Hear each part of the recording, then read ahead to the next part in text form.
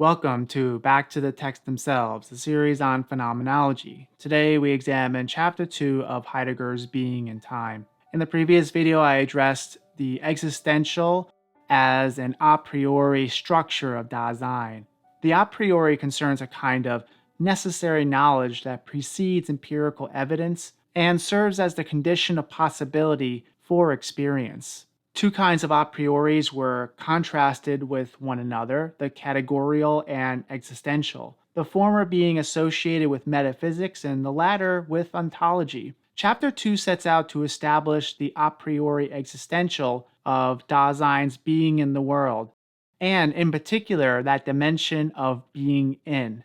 This is a relatively short section that serves to both exemplify how one establishes an existential a priori, as well as offering a preliminary sketch of our being in the world in general. In this video, I'll address the following. 1. How is the existential mode of being in an a priori? 2. What is the consequence of forgetting this existential mode of being in? And 3. Why may thought be motivated to forget it? If you learned something from this video and want to support this work, please consider liking it, sharing it, and subscribing to my channel. Also, if it's within your means and desire, you can support this work financially on Patreon. Let's take up our first question for today. One of the most encompassing existentials is the fact of finding oneself in a world. Why is this significant? Because it's the condition of possibility for caring about or relating to anything, whether as a being or object.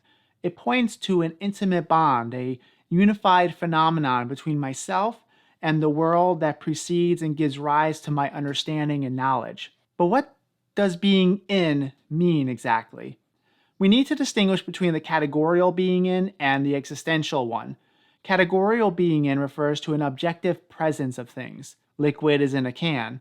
I'm physically located in my office right now. However, this presupposes a more fundamental manner of being in, which is an existential mode. Perhaps we may approach this with an example. Sometimes I attend the gym with my wife.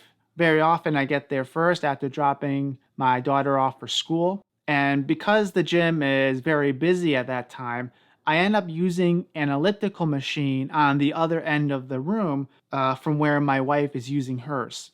Let us also say that another is exercising on the machine right next to me.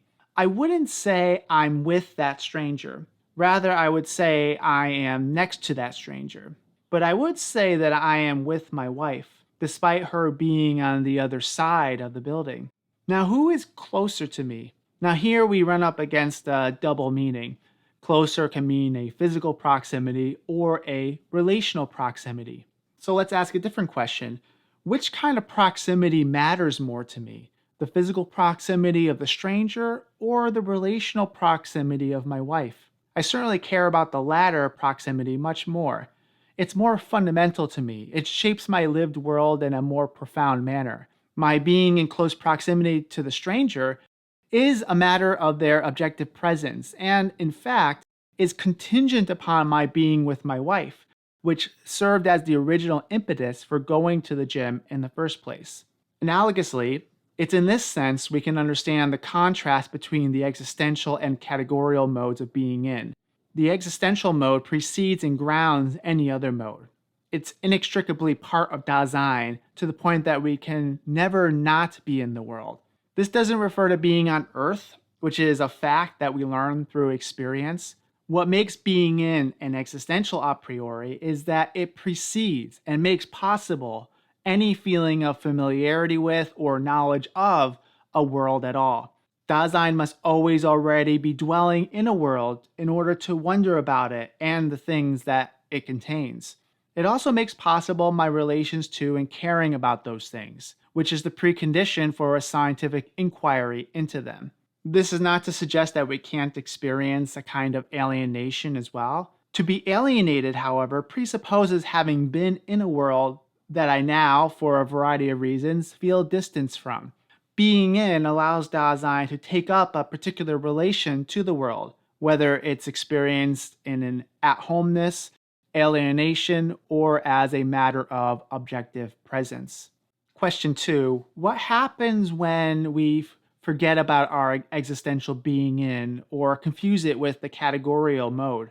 First, in the history of thought, it produces certain aporias or recalcitrant philosophical problems concerning the relation between subject and object, soul and world. It gives rise to peculiar epistemological problems that result only because we have not accounted for this more fundamental situation.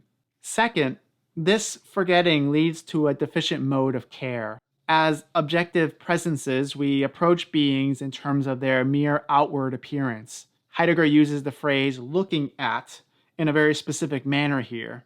It means perceiving a thing in its mode of objective presence, as a mere appearance. This objectifying gaze delivers a kind of deficient knowledge that omits, neglects, renounces, and resists our primordial relation with the world, leading in turn to a deficient mode of care.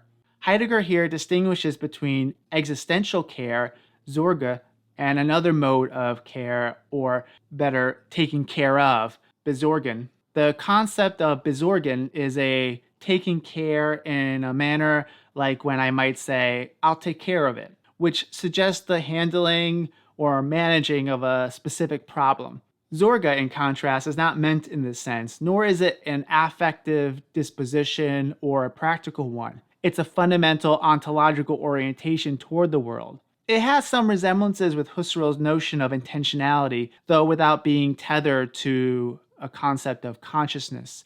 We'll be taking up the concept of care in another video pretty soon. Question 3. If this is the case that the forgetting of our original being in the world seems to lead to these aporias and deficiencies, why is it that much of modern philosophy and the modern scientific paradigm in particular tends toward only identifying this objective form of being in rather than the existential form? We're not given any answer to this question in chapter 2, and so far in Being in Time, we've only been exposed to a kind of historical interpretation of how a certain tradition leads to this forgetting. However, at least in its modern variant, I suspect it has to do with the pursuit of certainty, whether that be the discovery of necessary and universal principles of reason or the indubitability of sense data.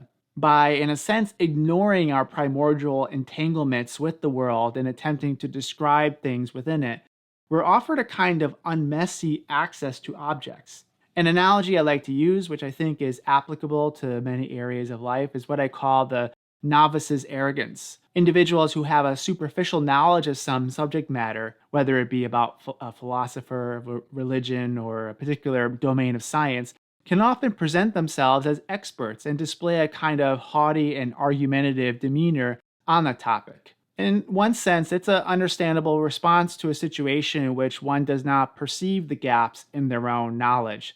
However, upon moving past this stage, if one manages to do so, we become aware of the fact that our knowledge is incomplete, and probably always will be so. Here we're faced with a crossroads: either cling insecurely to our certainty, which can be observed in those who are highly polemical and agitated in their style of discourse, or to resolutely face uncertainty and ambiguity in a humble pursuit of a deeper knowledge. Analogously, this is the attraction of situating objective presence as the most fundamental mode of thought. Diminishing the world to what can be described objectively confers a kind of certainty and even power that is attractive both in theory as well as in praxis. I'll leave us off with one last comment based on my example of the novice's arrogance, which is my own rather than anything Heidegger was mentioning.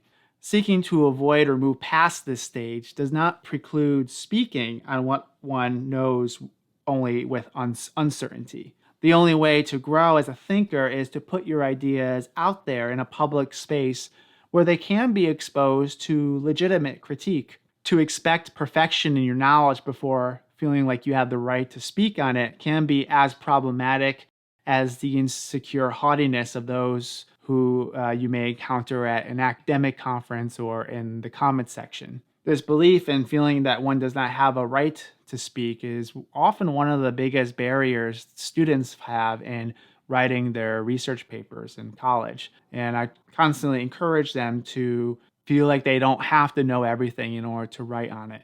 That's not the same as being arrogant. So there's a clear difference there. I'd like to take a moment to thank my very first Patreon supporter, David Guevara, who signed up for the bonus video I'll be producing every month.